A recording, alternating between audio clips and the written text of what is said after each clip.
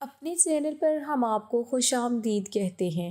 ہر روز ایک نئی کہانی کو سننے کے لیے ہمارے چینل کو سبسکرائب کریں اور کہانی کو مکمل سنیں۔ میں شہر کی ایک پڑھی لکھی لڑکی تھی اور میرا شوہر گاؤں کا صرف میٹرک پاس تھا۔ مجھے اس چیز سے کوئی غرض نہیں تھی کیونکہ میں ایک گھر بسانے والی لڑکی تھی۔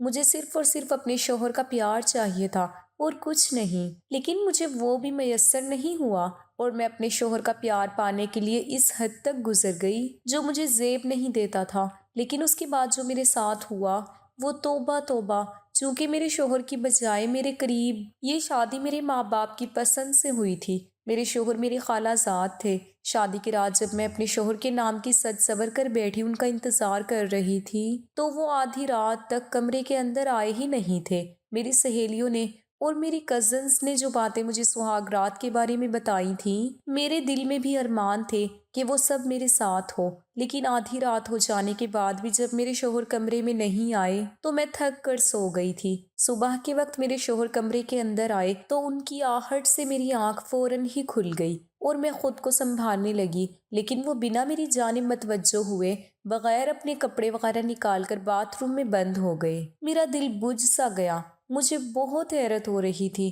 پوری رات میں نے ان کا انتظار کیا تھا مگر وہ کمرے میں نہیں آئے تھے، اور اب جب آئے تھے تو مجھے اس طرح سے نظر انداز کر دیا تھا جیسے میرے وجود کی کوئی ویلیو ہی نہ ہو۔ اس بات نے مجھے بے حد دکھی کر دیا تھا۔ میری آنکھیں نم ہونا شروع ہو گئی تھیں۔ تھوڑی دیر بعد میرے شوہر ایک سفید لٹھے کی مانند اکڑا ہوا سوٹ پہن کر باہر آ گئے اور صوفے پر بیٹھ کر مجھے گھورنے لگے۔ ان کی نگاہوں سے میں خود کے اندر ہی سمٹتی جا رہی تھی۔ میں سمجھی شاید وہ پیار کے کچھ بول بولیں گے، لیکن ایسا کچھ نہ ہوا اور انہوں نے گرختگی سے کہا، فوراً اٹھو اور جا کر اپنا لباس تبدیل کر لو اور رات کے بارے میں باہر کسی کو کچھ نہیں بتانا۔ یاد رکھنا اگر کمرے کی بات باہر گئی تو میں تمہارے ساتھ بہت برے طریقے سے پیش آؤں گا۔ ان کا لہجہ اس قدر تیز تھا کہ میرے جسم پر یکدم ہی کپ کپی طاری ہو گئی۔ میں نے آنسو بھری نگاہوں سے اپنے شوہر کو دیکھا تو وہ مجھے غصے سے گھور رہے تھے۔ میں فوراً ہی اپنی جگہ سے اٹھی اور اپنا لہنگا سنبھال کر باتھ روم میں بند ہو گئی۔ مجھے اپنا آپ بالکل بیکار معلوم ہو رہا تھا۔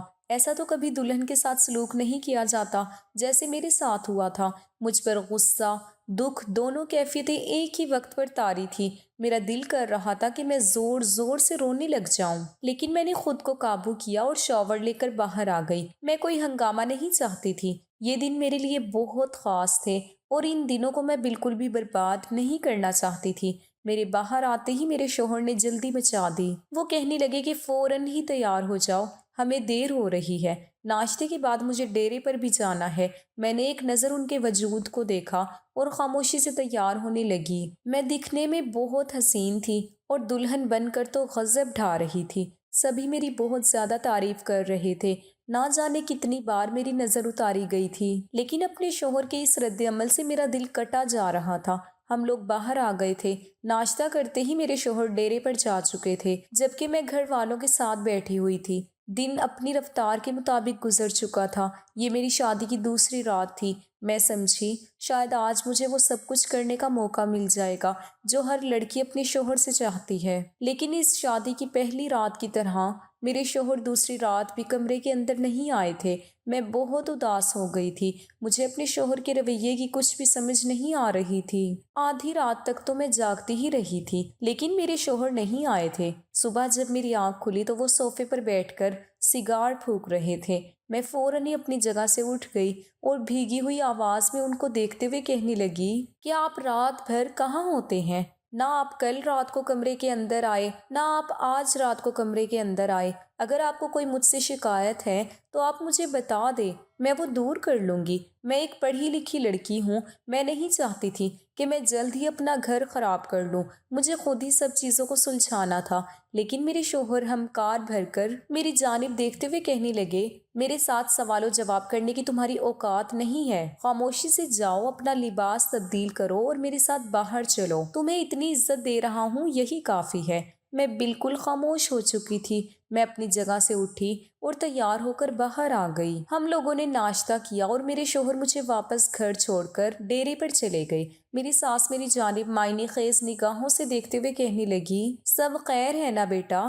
تمہارا شوہر تم سے اتنا اکھڑا اکھڑا کیوں ہے؟ میں نے سر انکار میں ہلایا اور کہنے لگی، نہیں خالہ جان، ایسی کوئی بات نہیں ہے، آپ کو غلط فہمی ہوئی ہے۔ میں نہیں چاہتی تھی کہ ہم دونوں میاں بیوی کی باتیں کوئی اور بھی جانے۔ میرے یہ کہنے کی وجہ سے وہ چپ ہو گئی، لیکن میری جیٹھانی مجھے بہت غور سے دیکھ رہی تھی۔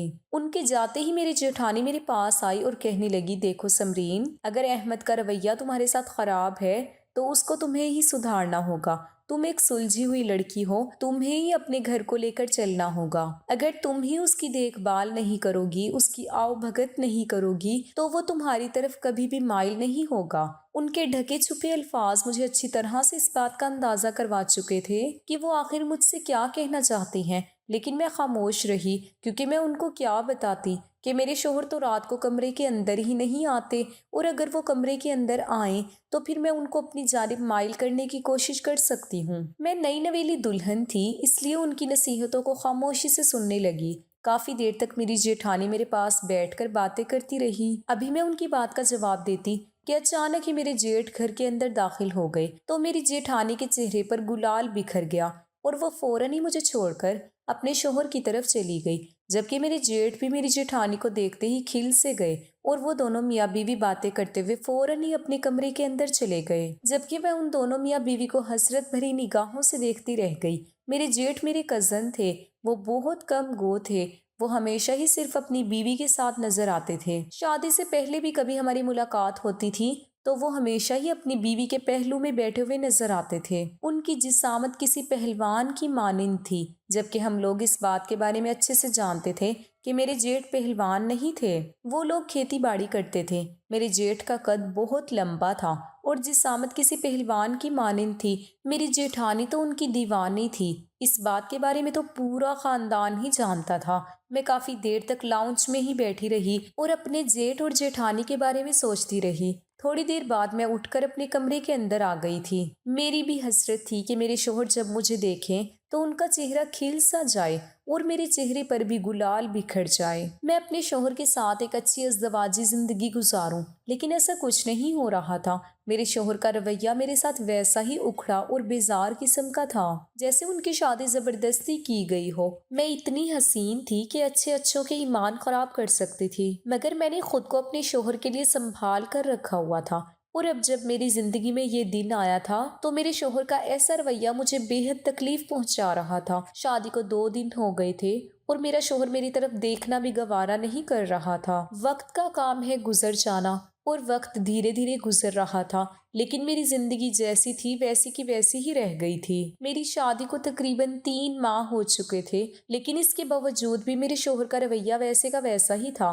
اب تو شکر تھا کہ وہ رات کے پہر کمرے کے اندر آ جاتے تھے، اس طرح گھر والوں کے سامنے ہی صحیح، لیکن میری عزت رہ جاتی تھی۔ ایک روز وہ رات کے 1 بجے کے بعد کمرے کے اندر آئے اور خاموشی سے آ کر بستر پر ڈھیر ہو گئے۔ میں ان کے برابر میں ہی بیٹھی ہوئی ایک کتاب پڑھ رہی تھی۔ اچانک ہی میرے دل میں ایک بات آئی، کیوں نہ میں خود اپنے شوہر کے قریب چلی جاؤں، کیا پتا وہ پہل نہ کر پا رہے ہوں۔ یہی چیز سوچتے ہوئے میں اپنے شوہر کے قریب کھسک گئی اور ان کے کندھے پر ہاتھ رکھ کر ان کی طرف جھکنے لگی۔ اچانک ہی انہوں نے میری گردن پکڑ کر مجھے تکیے پر ڈھیر کر دیا اور مجھ پر چڑھ کر وہ غصے سے کہنے لگے، آج تو تم نے یہ حرکت کر لی ہے، آئندہ کے بعد تم نے بنا میری اجازت کے مجھے چھونے کی کوشش کی تو یاد رکھنا تمہیں زمین میں زندہ ہی گاڑ دوں گا۔ مجھے میرے بڑے بھائی جیسا نہ سمجھنا جو اپنی بیوی کے پیچھے لٹو ہے، یاد رکھنا میں بہت الگ قسم کا انسان ہوں۔ ان کی یہ باتیں سنتے ہی میرا جسم غصے کے مارے دہکنے لگا اور میں غصے سے غراتی ہوئی کہنے لگی، آپ ان کے جیسے ہو بھی نہیں سکتے، وہ ایک عظیم انسان ہے، اپنی بیوی کا خیال رکھتے ہیں، ان کو ہر خوشی دیتے ہیں۔ آپ جیسے انسان نہیں ہے وہ، جو اپنی بیوی کو جوتے کی نوک پر رکھتے ہیں، نہ تو بند کمرے میں اپنی بیوی کی عزت کرتے ہیں، نہ ہی اپنے گھر والوں کے سامنے اس کی عزت کا خیال رکھتے ہیں۔ میرے منہ میں جو آیا تھا میں بول گئی تھی، جبکہ ان کو اتنا خیال آیا کہ انہوں نے گھماتا ہوا زناٹے دار تھپڑ میرے سیدھے گال پر رسید کر دیا تھا۔ میں بالکل سن ہو چکی تھی، مجھے سمجھ نہیں آ رہا تھا کہ یہ میرے ساتھ کیا ہوا ہے۔ وہ مجھے دیکھتے ہوئے کہنے لگے کہ آج تو تم نے مجھ سے اس لہجے میں بات کر لی، آئندہ کی بات نہیں کرنا، ورنہ میں تمہیں اچھے سے بتاؤں گا کہ میں کیا کر سکتا ہوں۔ وہ یہ بول کر وہاں سے جا چکے تھے، جبکہ میں اپنی قسمت پر ماتم کرتی رہ گئی تھی۔ میں اپنے ماں باپ کو قصوروار ٹھہراتی تھی کہ ان لوگوں نے میری اس شخص کے ساتھ شادی کیوں کی۔ ہر لڑکی کے بہت سے خواب ہوتے ہیں کہ اس کا شوہر اسے پیار کے ساتھ ڈیل کرے، اس کا بہت خیال رکھے، اسے ہر خوشی دے جو وہ چاہتی ہے۔ جس طرح ایک مرد کے جذبات ہوتے ہیں، ایسے ہی ایک عورت کے بھی جذبات ہوتے ہیں، لیکن میرا شوہر میرے ان جذباتوں کی قدر نہیں کر رہا تھا۔ الٹا اس نے میرے چہرے پر تھپڑ مار دیا تھا، اور عورت پر ہاتھ اٹھانا اچھے مردوں کا کام نہیں ہوتا۔ اگلے روز میں نے سوچ لیا تھا کہ میں اپنے گھر واپس چلی جاؤں گی، کیونکہ ایک عورت کتنا برداشت کرتی ہے۔ 3 مہینے ہو چکے تھے اور ان کا رویہ ٹس سے مس نہیں ہوا تھا۔ یہی سب سوچ کر میں رات کو روتے روتے نہ جانے کس پل سو گئی، مجھے علم نہ ہوا۔ صبح طلوع آفتاب پر میری آنکھ کھلی تو فجر کی نماز ادا کر کے میں کمرے سے باہر آئی۔ گھر میں ویسے ہی ہلچل ہو رہی تھی، تمام لوگ اپنے اپنے کاموں میں لگے ہوئے تھے۔ میرے شوہر بھی اپنی ماں کے پہلو میں بیٹھ کر نہ جانے کون سے راز و نیاز کر رہے تھے۔ میں ان کو ایک نظر دیکھ کر کچن میں چلی گئی اور ناشتے وغیرہ کی تیاری کرنے لگی۔ تھوڑی دیر بعد ہی میرے جیٹھ اور شوہر ناشتہ وغیرہ کر کے گھر سے جا چکے تھے، جبکہ اب میں اپنے کمرے کے اندر آ چکی تھی اور اپنا بیگ تیار کرنے لگی تھی، کیونکہ میں نے سوچ لیا تھا کہ میں دوپہر کی بس سے اپنے گھر واپس شہر لوٹ جاؤں گی۔ میں جانتی تھی کہ اگر میں گھر جاؤں گی تو میرے ماں باپ مجھ سے سوال و جواب کریں گے، لیکن میں خود کو مکمل طور پر تیاری کر چکی تھی کہ مجھے ان لوگوں کے ان سوالات کے کیا جوابات دینے ہیں۔ میں نے اپنا سامان باندھ لیا تھا، اب میں اپنی خالہ سے بات کرنا چاہتی تھی۔ میں کمرے سے باہر آئی تو معلوم ہوا کہ وہ کسی کام کے سلسلے میں باہر گئی ہوئی ہیں۔ میں صوفے پر بیٹھ کر ان کا انتظار کرنے لگی کہ اچانک ہی میری نظر مین انٹریسٹ کی جانب پڑی، جہاں سے میری جیٹھانی ایک تھیلا سنبھالے گھر میں داخل ہو رہی تھی۔ میں فوراً ہی اپنی جگہ سے اٹھی اور ان کے سامان کو اٹھانے میں ان کی مدد کرنے لگی، لیکن انہوں نے فوراً ہی مجھے انکار کر دیا اور کہنے لگی، نہیں نہیں، میں خود ہی کر لوں گی۔ جبکہ میں حیران ہوئی کہ آخر ایسا بھی اس تھیلے میں کیا ہے جو وہ ایسے برتاؤ کر رہی ہے۔ میرے دل میں یکدم ہی تجسس نے ڈیرے ڈال لیے۔ میں نے ایک بار پھر ان سے کہا کہ آپ بیٹھیے، میں آپ کو پانی وغیرہ دے دیتی ہوں، آپ باہر دھوپ سے آئی ہیں۔ جبکہ میری جیٹھانی یہ بات سن کر اپنے تھیلے کو اپنے ہاتھ میں سختی سے پکڑ کر صوفے پر بیٹھ چکی تھی۔ میں کچن سے ایک ٹھنڈے گلاس کا پانی لے کر آئی اور ان کے آگے پیش کر دیا۔ پانی پیتے ہی وہ اپنی جگہ سے کھڑی ہونے لگی تو میں نے کچھ سوچتے ہوئے ان کا ہاتھ پکڑ لیا اور کہنے لگی، جیٹھانی جی، آپ سے مجھے کچھ بات کرنی ہے، اگر آپ کے پاس تھوڑا وقت ہے تو میری بات سن لیں۔ میں نے سوچ لیا تھا کہ خالہ اگر گھر پر موجود نہیں ہے تو میں ان کو بتا کر ہی گھر سے چلی جاتی ہوں۔ انہوں نے ایک نظر مجھے دیکھا، ان کے چہرے سے گھبراہٹ عیاں تھی۔ میں حیران تھی کہ آخر ایسا کیا ہو گیا ہے جس کی وجہ سے وہ اتنا زیادہ گھبرا رہی ہیں، لیکن پھر کچھ سوچتے ہی میرے پاس بیٹھ گئی اور کہنے لگی، جو بھی بات ہے جلدی کر لو، مجھے تھوڑا کام ہے۔ میں نے شروع سے لے کر آخر تک انہیں ساری بات بتا دی، جبکہ وہ مجھے حیران ہو کر دیکھ رہی تھی اور کہنے لگی، تم پاگل ہو گئی ہو؟ پہلے دن ہی میں نے تمہیں سمجھایا تھا کہ تمہیں اپنے شوہر کو اپنی طرف مائل کرنا چاہیے۔ ایسے اگر تم جاؤ گی تو تمہارا گھر ہی برباد ہوگا۔ تم جانتی ہو احمد کے رویے کو، اگر تم اس گھر سے جاؤ گی تو وہ تمہیں طلاق دے دے گا۔ اپنا گھر برباد نہ کرو، میری بات مانو۔ میں نے ان کی ساری باتوں کے بعد ایک ہی بات یہی بولی کہ میرا گھر پہلے ہی برباد ہو چکا ہے، وہ شاید کسی اور کو پسند کرتا ہے، تبھی تو میری طرف دیکھنا بھی گوارا نہیں کرتا۔ ایک عورت کے لیے اس کی عزت نفس بہت اہم ہوتی ہے، اور میرے لیے بھی میری عزت نفس بہت اہم ہے۔ میں نے کئی بار ان کے قریب جانے کی کوشش کی ہے اور رات کو تو میں نے حد پار کرنے کی کوشش بھی کر لی، لیکن اس کے باوجود بھی میرا شوہر میری طرف دیکھنا بھی گوارا نہیں کرتا۔ میری یہ بات سن کر وہ کہنے لگی، سمرین، تم مجھے میری چھوٹی بہنوں جیسی عزیز ہو۔ پہلے جو ان کے چہرے پر گھبراہٹ تھی، اب یہ بات کرتے ہوئے ان کے چہرے سے گھبراہٹ دور ہو گئی تھی۔ میں نے انہیں غور سے دیکھا اور وہ مزید کہنے لگی کہ تم نہیں جانتی، جس طریقے سے احمد تمہارے ساتھ رویہ اختیار کر رہا ہے، ایسے ہی شروعات کے دنوں میں تمہارے جیٹھ بھی میرے ساتھ ایسے ہی تھے۔ ان کا رد عمل بھی ہمیشہ میرے ساتھ ایسا ہی ہوتا تھا، وہ بھی مجھے خود کے قریب آنے نہیں دیتے تھے۔ ان لوگوں میں کوئی بھی مردانگی والی کمزوری نہیں ہے، بلکہ یہ لوگ شروع سے ہی ایسے ہیں۔ ان کی ماں نے ان کی تربیت ایسی ہی کی ہے کہ ایک عورت کو جوتے کی نوک پر رکھو۔ میں بہت پریشان تھی، اس لیے میں بھی روٹ کر اپنی اماں کے گھر چلی گئی تھی، لیکن وہاں جانے سے میری قسمت چمک اٹھی تھی۔ میری ماں مجھے ایک حکیم کے پاس لے کر گئی تھی اور اس حکیم نے مجھے ایک ایسا تیل دیا تھا جس کو لگاتے ہی میری زندگی خوبصورت ترین ہوتی گئی تھی۔ میں نے اپنے جسم پر وہ تیل لگایا اور اپنے شوہر کے قریب گئی تو انہوں نے فوراً ہی مجھے خود کے قریب کر لیا اور مجھے ہر اس خوشی سے نواز دیا جو ایک عورت اپنے شوہر سے چاہتی ہے،